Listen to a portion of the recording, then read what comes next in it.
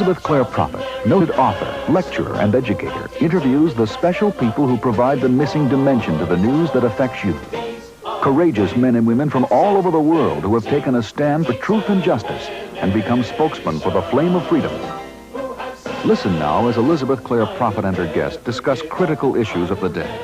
This week, Mrs. Prophet talks with Dr. and Mrs. Peter Thiess of Hamburg, Saar, West Germany, on Nature's Pharmacy Through Herbs. Welcome to Summit University Forum, where the flame of freedom speaks.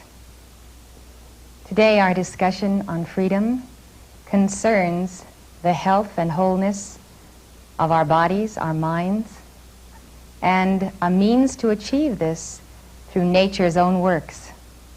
We have as our guests today Dr. and Mrs. Peter Thiess from Hamburg, Saar, West Germany. Dr. Thiess and Mrs. Thiess come to us with a great message on God's pharmacy through herbs. Peter has a degree from the University of Munich in pharmacology, which he earned in 1971, and an additional degree from the Max Planck Institute of Munich. Peter, we'd like you to tell us about your work with herbs and your pharmacy in Hamburg and exactly why you are here. I'm here to bring the message of the old tradition of herbs which we have in Germany and also Europe, to bring this message to America. I was attracted all of my life into the nature, and even as a young boy I had to do with herbs. But the real breakthrough to herbs came in 1972, when I had finished my studies in the pharmacy and on the research institute. And I was a bit disappointed in these times, of the modern approach to heal people, to heal men. And I wanted to get more experience, real experience to heal, and put this upon all the theory I had learned and I was in my research time. So I left this research institute and started to study old manuscripts, went to herbalists in Germany and Austria, and I went out in nature together with my wife Barbara. And I think Barbara can tell us about these nice herb walks we had. Yes, we had a lot of fun going out in the meadows and in the forests. We used to do it every weekend since we lived next to Munich, and right there in the Alps is a wonderful field where many herbs grow. And I had been doing it even before we met, and I was preparing all kinds of teas and mixtures and tinctures, and we're experimenting with it. And then we went out together, and it was just a marvelous experience. And we were each time again thrilled by the fact that you could have all these remedies grow right under your feet. And you could just go out and pick them and use them for your health and for different illnesses to cure. So that's how we started, experimenting on ourselves. Peter, you have the background of being a doctor in pharmacology, and so you are well aware of the most modern solutions to disease. And I'd like to know how you became convinced that herbs were superior, and also how you use herbs for the maintenance of health to avoid the problem that must then be treated drastically, chemically. Yeah, I got to know that out in nature there is this life force, the life force which combines us all the herbs, all the plants, every animal, and us, the human. And this is the main difference between an herb or an herbal remedy and a synthetic drug. This is a life force in these herbs. In a synthetic drug there is no more life. Man has calculated, synthesized, put together, there is no more life in.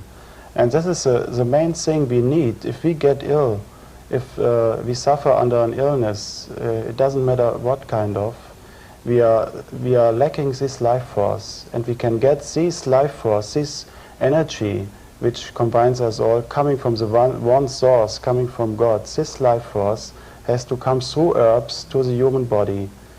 And I think that's really the main difference. The second part is then if we look to the specific healing power of an herb. And I would like to make this a little bit more obvious to you in telling you, in giving you a little example. I'm sure you all have a deep freezer at home.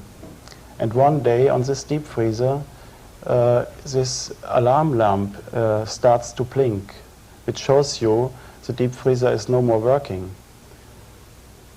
In this moment you will call the repairman. He will come, start to work, let's say for half an hour or so. Then he scratches his head and gets this great idea to turn out the alarm lamp.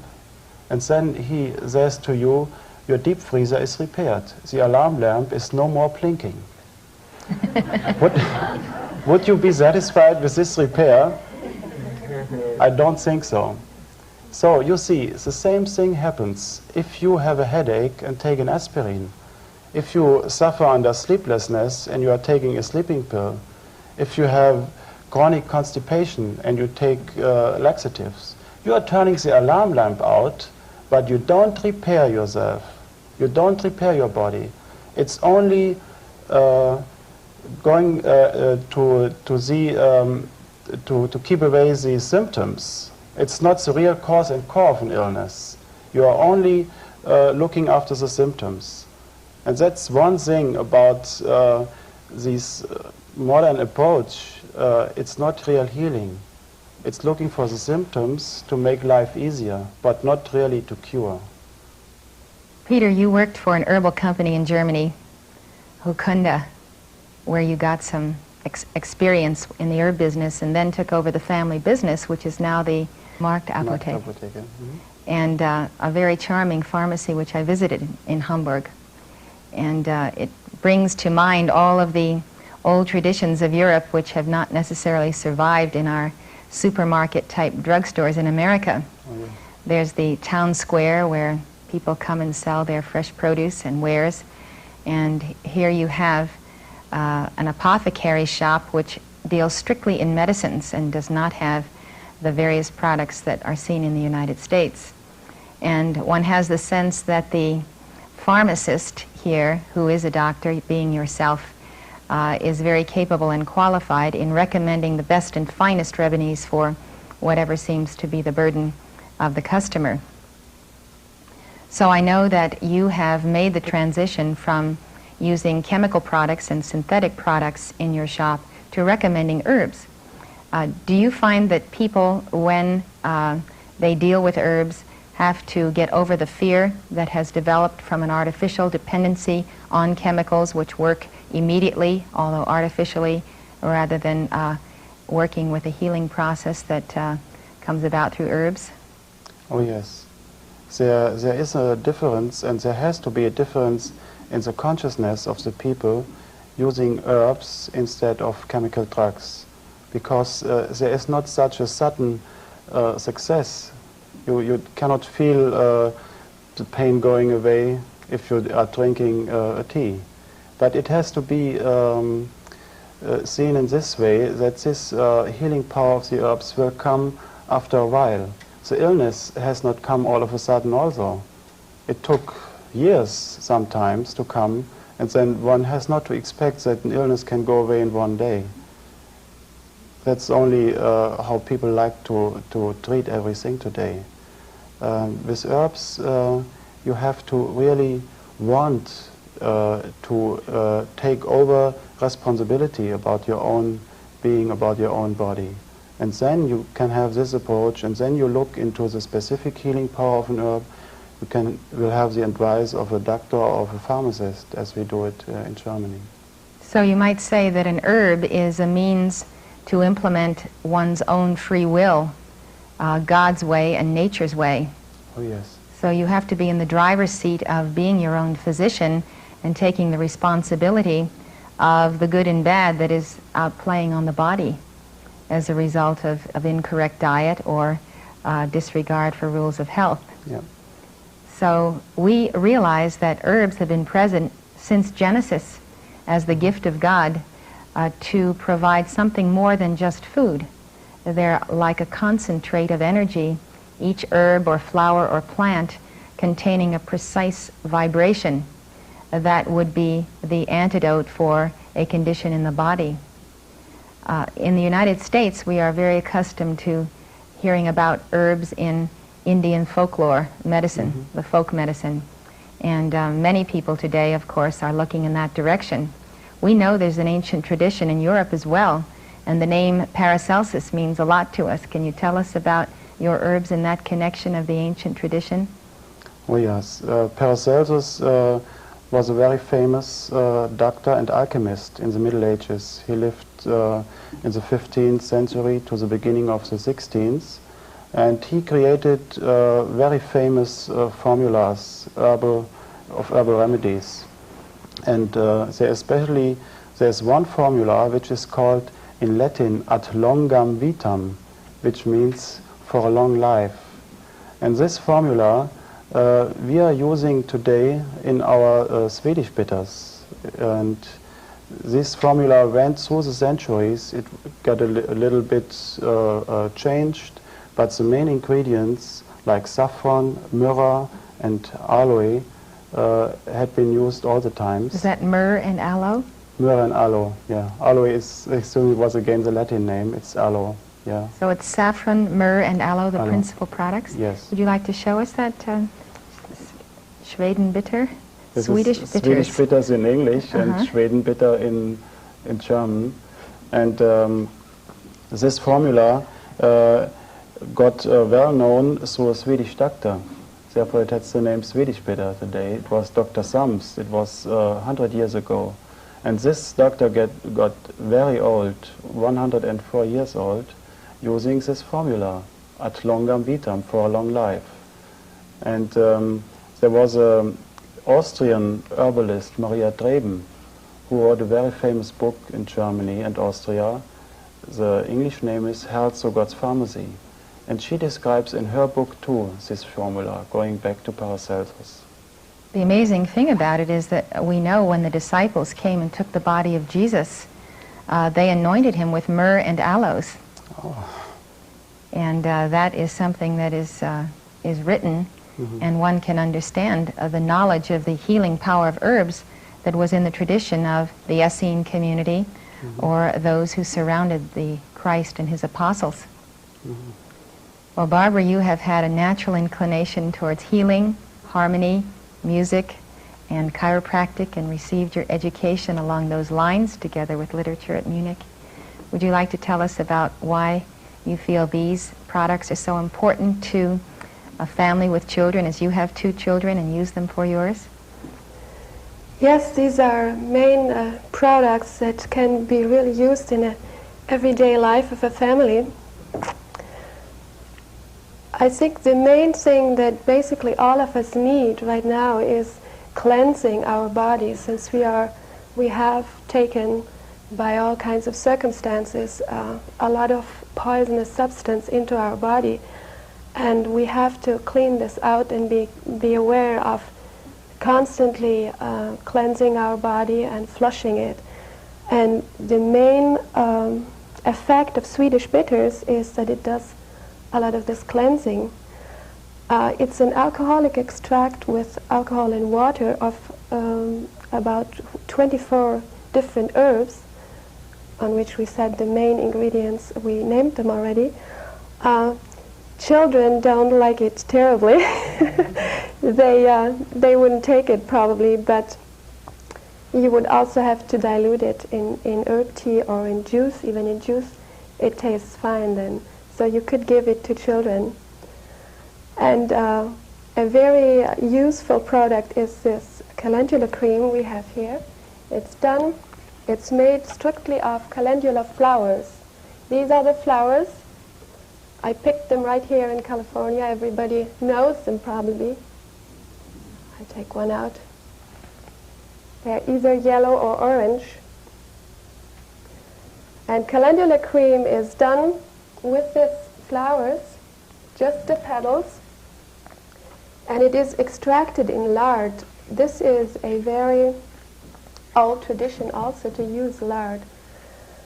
And if you have children and they have cuts or burns or any kind of wounds, they hurt themselves, you just put this cream on it, and it takes away the pain immediately. It's a wonderful thing, and then you also have to use it for different other purposes, especially if you use Swedish bitters externally. You introduced me to your herb teas more than a year ago, and I have been drinking these teas every day since that time, and also enjoying these Treben bitters. The Swedish bitters, they are bitter, and they taste like a very natural bitterness that you can feel that the body needs. Oh, yeah. You can feel that it is what it needs. It's not artificially sweetened. It is brown in color as a distillation in alcohol of these herbs. And I think it's a very important product to use at the onset of any imbalance or feeling of malaise in the body, because it's immediately cleansing. And you were speaking about the toxins to which we are subject, especially chemical pollution, nuclear fallout, those conditions contracted under hazardous work conditions such as in mines, asbestos, and breathing in the byproducts of coal and so forth. We realize also the chemical pollution of our water and our earth and pesticides. So we have a tremendous responsibility, which we didn't have 25 years ago, to keep ourselves and our children clean by purification. I was wondering if you would like to tell us any more about the formulas of these herbs and where you obtain them, how you process them. We, in Germany, we obtain many of our flowers, having people gathering them around in the fields, even in the mountain fields of Austria. We have our own cultivation of some of these herbs, like the small flowered willow herb. This is an herb which affects very good kidney and bladder and prostate problems. And on the other hand, many of our herbs we have to import from eastern countries. That's East Germany, that's Poland, that's Czechoslovakia. Many herbs are growing wild there, still growing wild there. Still. And so we can import them from these countries. So we plant these herb teas together in our factory. We will have a new factory in Hamburg. We will move in 2 months now. So we have more space for all our needs. And we are mixing these herb teas according to old formulas and according to Maria Treben's book. And we are preparing then these Swedish bitters and calendula cream. Maria Treben's book is very exciting reading because she draws from life and gives very practical information. I think that this entire experience of herbs would become more real to us if we could see them. And so I know you've brought some slides, and perhaps you'd like to tell us about the most important herbs. Show us what they look like and how do we prepare them. We begin with a small flowered willow herb. This herb was introduced to us through Maria Treben again, and the small flowered willow herb can cure all kind of prostate disorders. Small flower willow herb? Small flowered willow herb. It has these small flowers, as you can see on the slide. These very small... Those tiny little flowers. These tiny little flowers. Therefore it's called small flowered. And people look to it as a weed and pulled it out of their garden. And but it's a very powerful healing herb. I mean, every herb we see out in nature can heal. We only have to know about it. And so it is with a small flowered willow herb. And you cannot get it in any store here in America now. We are importing it from Germany, and we even start to cultivate it here. It can grow in California. Now the chief use of this herb is for prostrate? for prostate, for men, but also women can drink this tea when they have kidney inflammations or bladder inflammations. That's the second use for this herb. Kidney, bladder, and prostate problems. Yes, a small flowered willow herb. It's terribly important to know when one has a specific problem and all that the doctor offers is a chemical which doesn't cure the problem. Yeah. And I personally have seen many fine people suffering tremendous torture with such problems and not knowing what to do and willing to do anything. Yeah. Many men suffer under prostate problems, older men. I'm well aware of it. And I have seen men who have drunk this tea, the small flowered willow herb tea, and could get away from an operation even. So it's, I highly suggest to first drink this tea before one goes and will have an operation. This does not mean that one should go out of communication with his medical doctor, but one really should try to first drink a tea like this. Well, if one is going to drink water, why not drink small flowered willow herb tea? Exactly. Barbara, why do you think that we have lost contact with herb remedies? Here in the United States, here's the most common natural herb for a common problem, and it doesn't even grow. We have to import it now. Well, I think that there has been a great interruption of the tradition of herbal remedies at the beginning of this century. It was around 1920 that there was this great switch, and the theory of vitalism has been rejected by the scientists. The concept that this life force that we have mentioned already is right there in the plants, and that this is the life force what we need to cure ourselves. And it has turned to a totally mechanical approach and a totally mechanical concept of the human body. They have developed chemistry and biochemistry, and the scientists went very much into the direction of looking for the specific compounds, specific substances in a given herb, which does bring forth this healing effect. And then they even went further and tried to synthesize this compound. And then, of course, they lost the life force. Not just that it's not a natural compound anymore, but also by using in herbs and also in using foods, you need to have all the accompanying compounds too to be able to digest it and to make it usable for your body. It's just the same with the food. Everybody knows that if you eat an apple, you should eat it without peeling it, because there are certain vitamins that make the apple better digestible for your system, and that's the same with herbs. It's an amazing thing that in 80 years we have to now have a revolution to regain what everyone knew for thousands of years before that. And how the people have so easily surrendered in a couple of generations what was natural and known to them and their ancestors for thousands and thousands of years. How to take care of oneself, cure oneself, and now we seem to depend on everything outside of ourselves, the state, the doctor. Everything comes from without, and we are made to depend on everything outside of ourselves, making us very much ripe for a totalitarian type of mentality. Mm-hmm. This one is gentian, a plant which grows in the Alpine region, in Austria and in Bavaria. It's called the yellow gentian, the Gentiana lutea in Latin, and we again take the roots of this plant, and it tastes very bitter. And as I said before, everything which tastes bitter affects the liver and who helps us to get the poisons out of our body. So there's an old remedy in the Austrian mountains, which is a gentian schnapps, a gentian spirit. Mm-hmm. And if you go there for a hike in the mountains, and you will have a little lunch there in a hut they will offer you, after your lunch, a gentian schnapps, a gentian spirit. And I think it's worse if you have had a too heavy meal. Then it's like a remedy.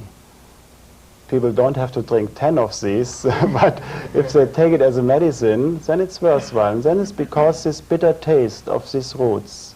It's extracting from the natural environment where you are. Exactly. As your body is interacting with that climate and with those vibrations from the earth, what grows there, which is in the line of the holistic health teaching. Yeah.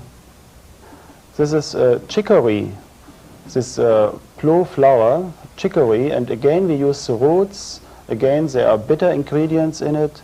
They affect stomach. They are good for digestion. And I know in France they use chicory roots in their coffee. It once happened to me. I was for my first visit, I think, in France. We are living so nearby in Hamburg. I really looked forward for my coffee in the morning in this hotel, and then this coffee tasted so much from this chicory. And again here, the French people knew what they did. The chicory roots in the coffee help to digest. And the French like to have great meals. And this is again an example how in folklore things have been right. It's interesting because I can remember when I was small, people considering that coffee that had chicory in it was less fine. Right. Yes. And it was like more common, Yeah. a commoner's substitute Right. for the best coffee. Because But in coffee was more expensive. Yeah, but in fact, it's better for you Yeah. if you get used to it. Mm. Yeah. So you recommend putting chicory back in our coffee, huh? Yeah, why not? Yeah. This is an angelica. We use the roots again, angelica roots or angel roots. That's a very nice flower. It goes up to 2 meters high, and it affects the stomach, digestion again. This one, I probably suppose that everybody knows. It's dandelion. And this should give you an example of an herb that you could use very differently because you can eat it. You can just pick the leaves and make a salad out of it. That's also very used in France and also in our country. And it tastes good. It's a little bit bitter, but it tastes very nice, and you can mix it with other lettuce. And even the flowers can be used. Many people think it's poisonous, but it's not. It's indeed a very curative plant. It affects the liver, the gallbladder, the pancreas, and it does a whole lot of cleaning for the whole body also. This is a closer look to the flower. And this is the seeds when they are ready to fly. Interesting enough, this is one of the plants that has survived all the cultivation cycles that have come, all the different ways of using chemical substances in the soil. Even there, this plant grows where other herbs don't grow anymore. It's actually, it indicates to you when you walk over fields or meadows where there is an organic field. You see the herbs. The true healing herbs grow only there where there is an organic cultivation. Well, I know that Americans who try to rid their beautiful lawns of dandelions use every chemical possible, Yes. and they still come back. Yes, it's amazing, this plant. It's a wonderful plant. I can remember just being drawn to it and beginning to eat it and make salads of it. It makes marvelous salad dressings in the blender. Yes. But then if you are somewhere where someone has decided to put chemicals on the ground, you can no longer pick it. And that's the great danger of picking Right. herbs, That is true. where you find them. You really have to be very careful. And therefore they have to be cultivated in a known area. That's right. Okay, the next one would be juniper berries. This again is one of our most cleansing, strongly cleansing herbs. You use the berries, the seeds, and you can make, put them into a tea, like a kidney or bladder tea, which you wouldn't do without them. You can also chew the berries if you would like to. It has a very strong taste, but it's nice, and you can put this in, have this in your mouth for an hour or so, just like chewing gum. It's better than chewing gum in any way, and it's affecting very strongly the kidneys, and it's flushing out a lot of water out of your system. So also when you have too much water in your legs or so, you would use that one to flush it out, and you can really, I mean, you have an almost sudden effect. It works really quick. This is one of the most famous weeds also that grow everywhere over the country, here and in Europe and everywhere. It's stinging nettle. Maria Treben says that if we wouldn't have any other herbal herbs and we still had this one, we would be fine. We wouldn't get sick.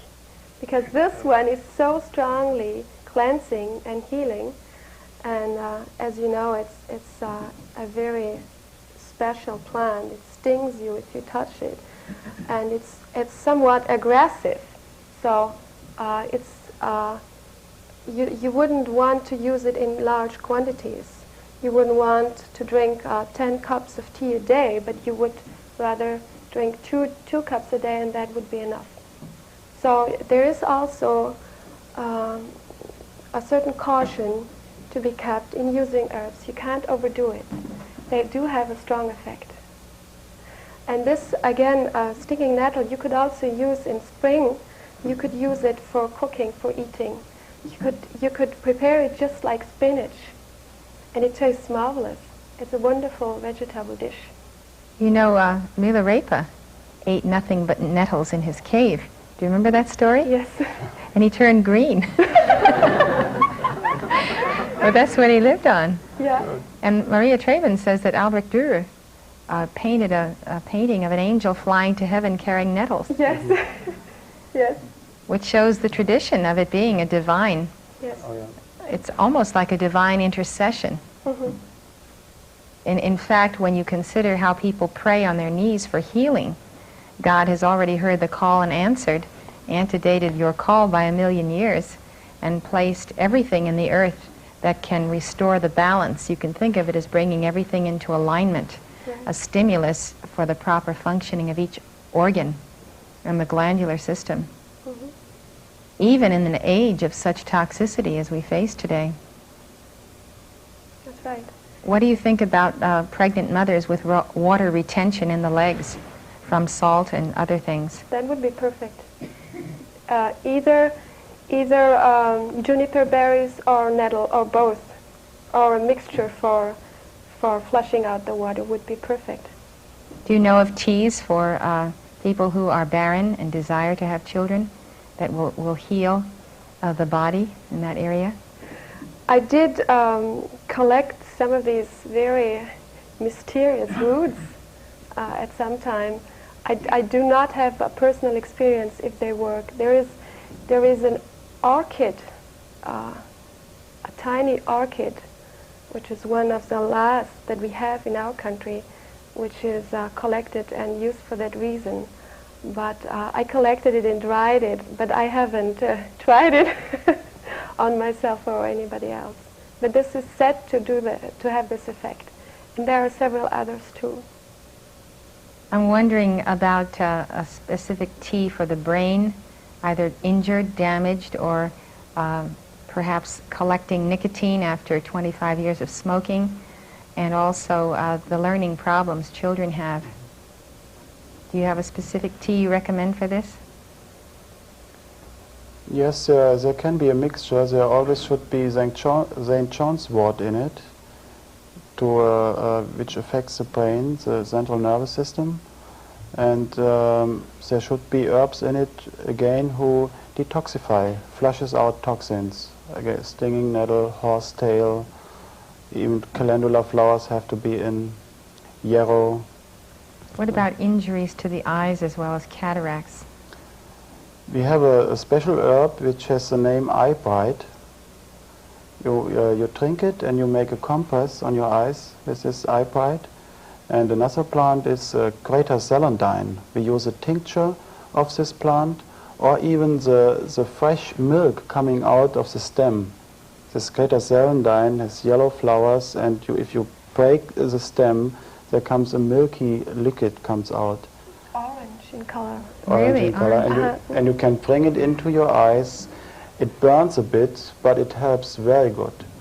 I'm wearing contact lenses, and when I work long in the evenings and get burning eyes, I go out we don't have a garden, or out on our veranda, and I break the stem and have a little drop into my eyes, and I get new strength again. That's a wonderful flower, celandine. So there's no end to the study of herbs, is there? No end. like Abbe Kneipp said, there is a plant for every illness. So in studying herbs, you come to know the body. And then you feel very comfortable with yourself because you're back in command in the driver's seat. Yeah. Right. You're constantly in a discussion with your body, so to speak. And your body begins to tell you what it needs. Right. Right. And therefore you don't have fear of the unknown or what can come upon you because you're of a certain age prone to certain problems. What's the best tea for the heart?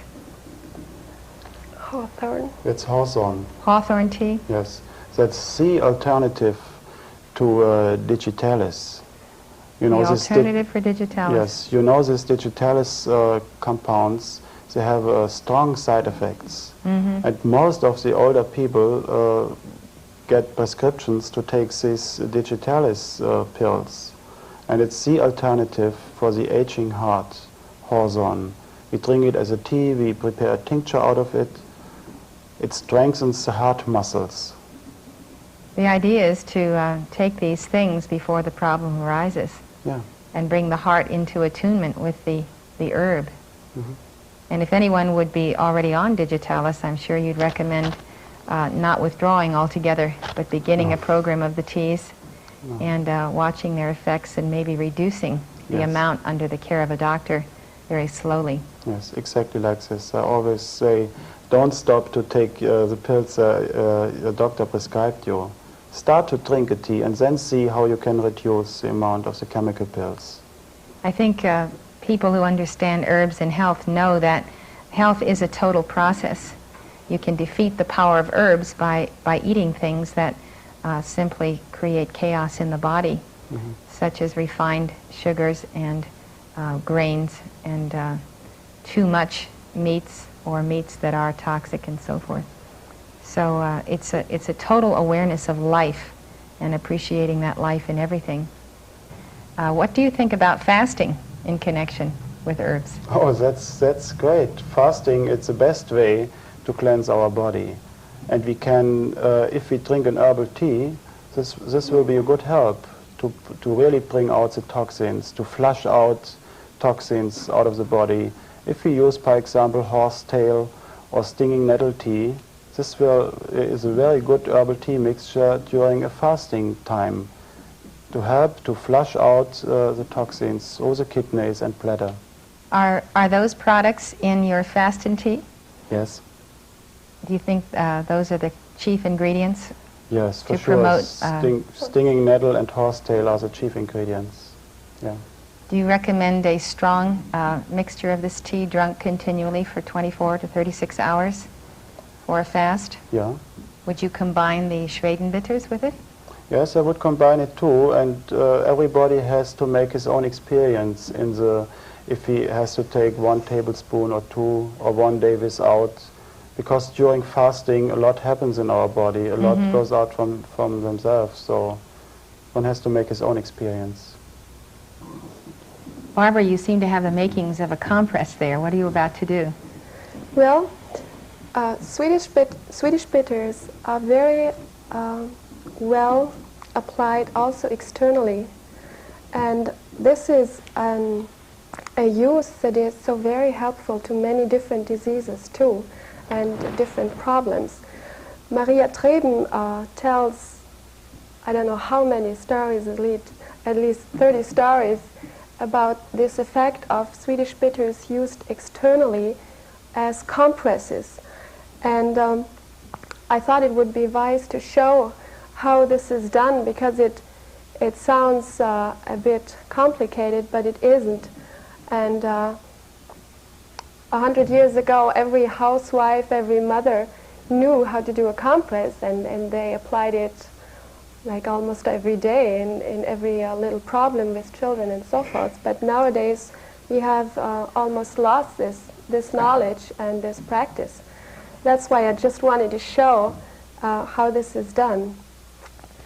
So the effect that the Swedish bitter has on the spot where you put it is that it's increasing the circulation very strongly, and that of course does even affect the organ very far underneath in your body. Like you could put it on the liver. Like during fasting, it's very good to have a liver compress, because it stimulates again the liver, which is the great laboratory in our body.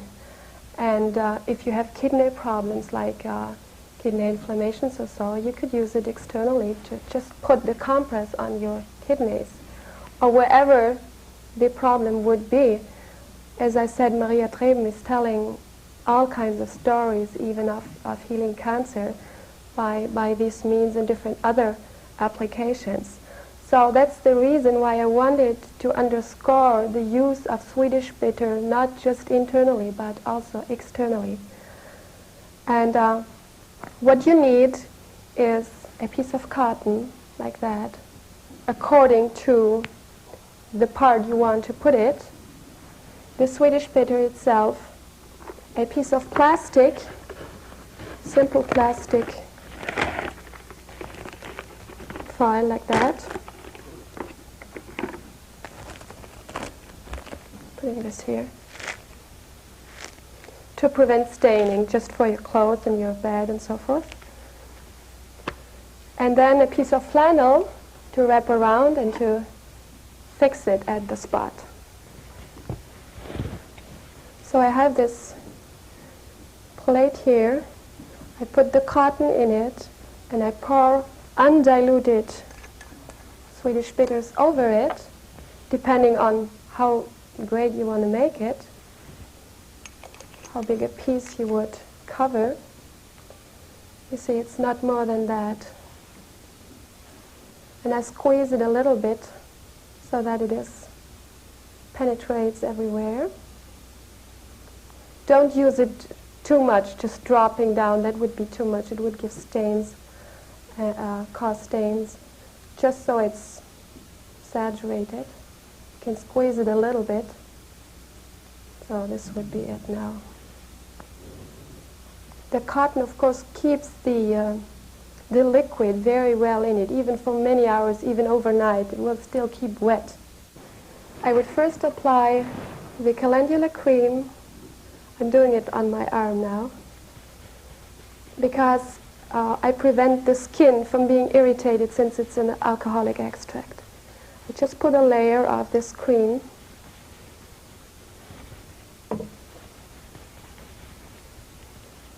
Then I put the cotton on it.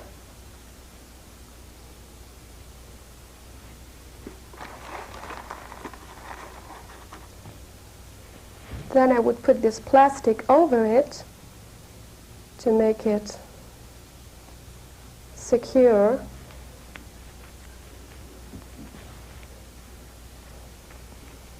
You can stick it to your skin. It will stick if it's a bit moist. It's cool.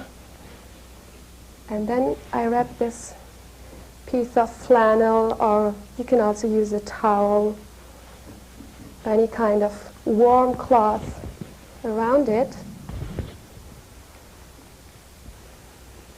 tight, And then you would fix it by any means to stay there. So now you imagine this on your liver, or on your chest, or on your spine, wherever you have this pain or this hurt or this funny feeling.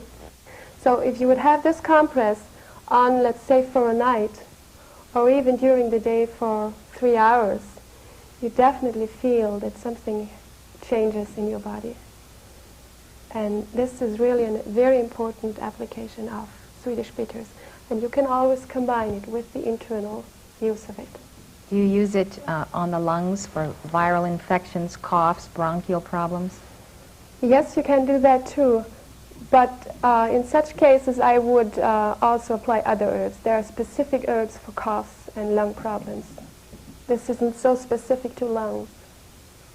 This is more to purification of organs. Yes, and detoxification and stimulating in general the activity of an organ.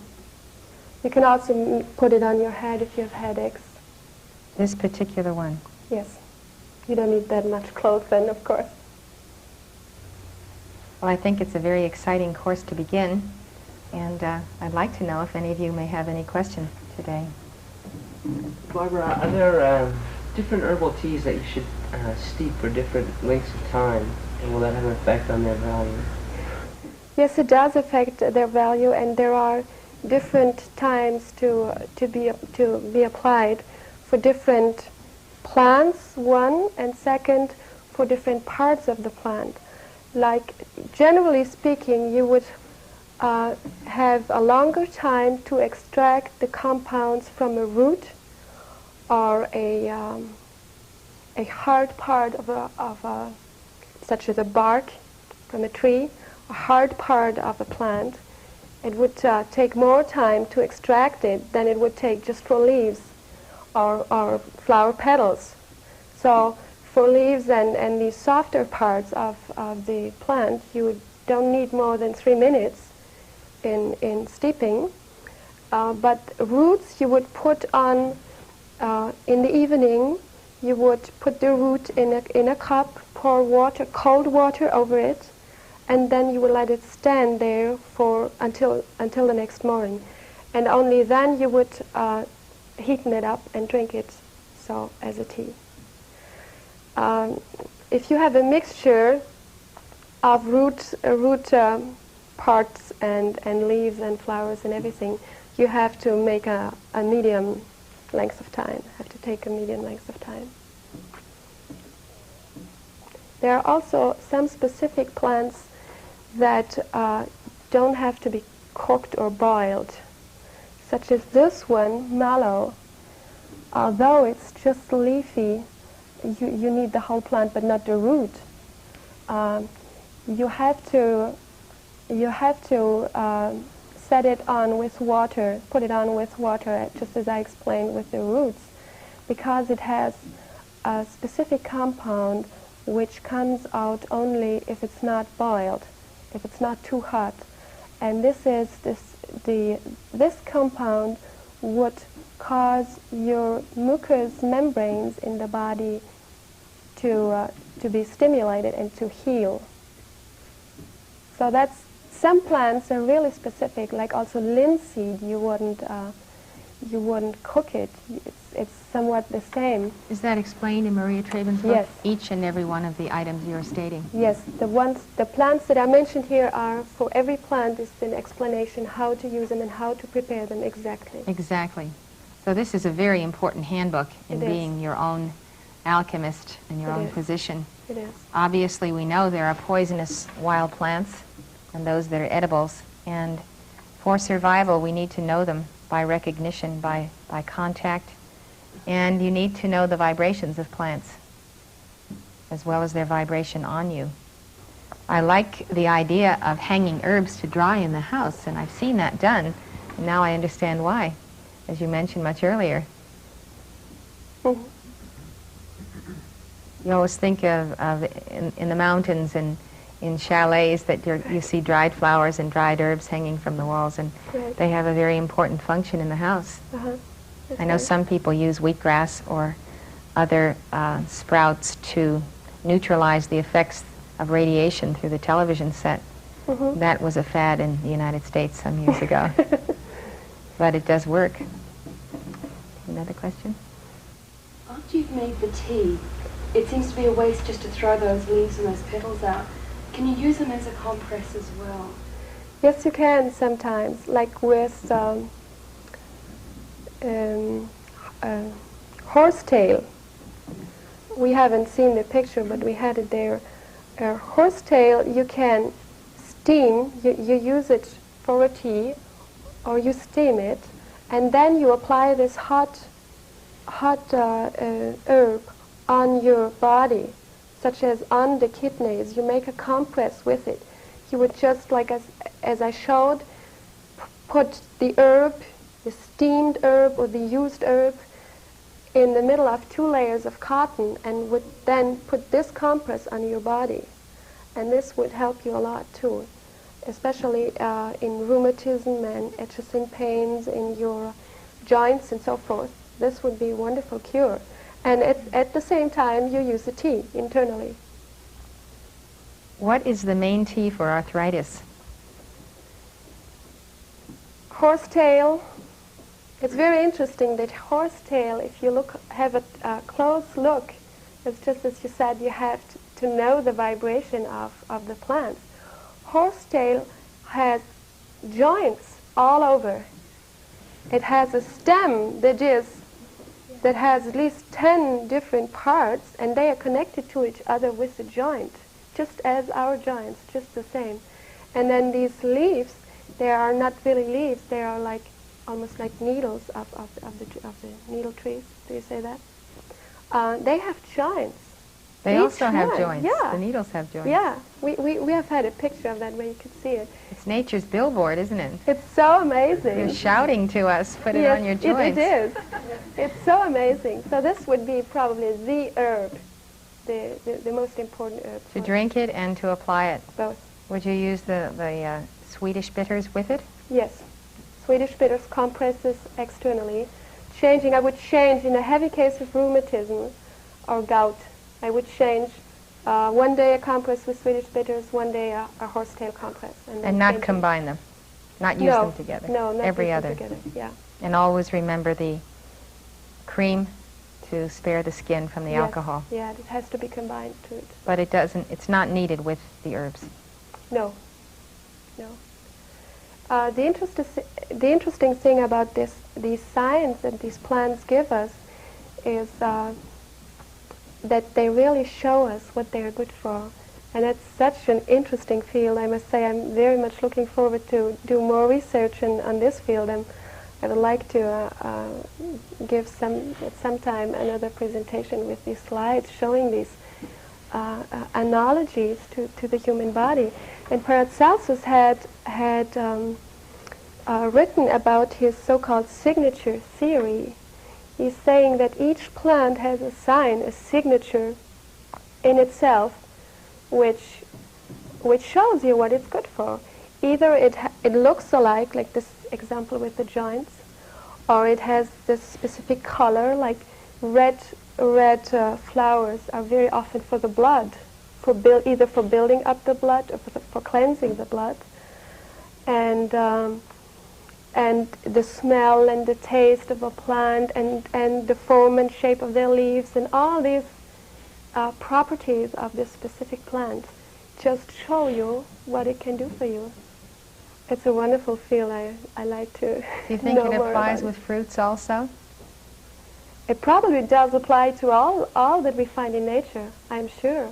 Even stones or...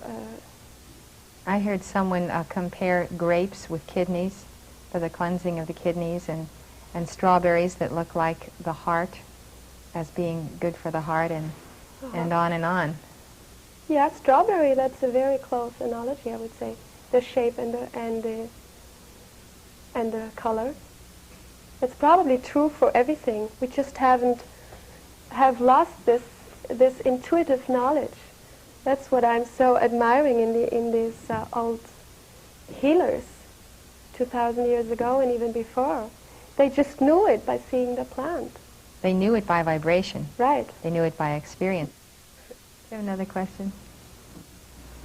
Yes, Barbara. Is it my understanding that your husband said that some of these products do contain alcohol, and if they do, how is this helpful, or what does this do? The alcohol has to be there because of the extraction. So in this case, you wouldn't have the same extract if you would just do it with water. It's a preservative, isn't it? It's first for the extraction. You get other compounds if you extract it with fat, with alcohol, or with water. So the alcohol extracts Other compounds. the ingredients from the herbs. Yes, it So does. it's used in the process of taking. Yes. First of all, and the second reason why we need it is a preservation. It stands stable for a long time. Now, as soon as you put Swedish bitters into a hot cup of tea, the alcohol begins to go out of it. It comes out in the steam. Mhm. So if you have an objection to taking it, there are ways of getting rid of the alcohol. Right. We would like to thank you for coming to Summit University Forum, where the flame of freedom speaks, and you have been that flame today and ignited in our hearts a great desire to become a part of the alchemy of the herb revolution. God bless you.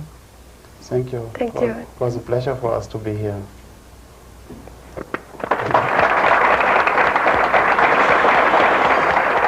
You've been watching Summit University Forum with Elizabeth Clare Prophet. Summit University Forum, where the flame of freedom speaks. Elizabeth Clare Prophet, noted author, lecturer, and educator, interviews the special people who provide the missing dimension to the news that affects you. Courageous men and women from all over the world who have taken a stand for truth and justice and become spokesmen for the flame of freedom. The preceding public access program has been presented through the assistance of Summit University, Box A, Malibu, California, 90265. If you would like to know more, call this number or write this address.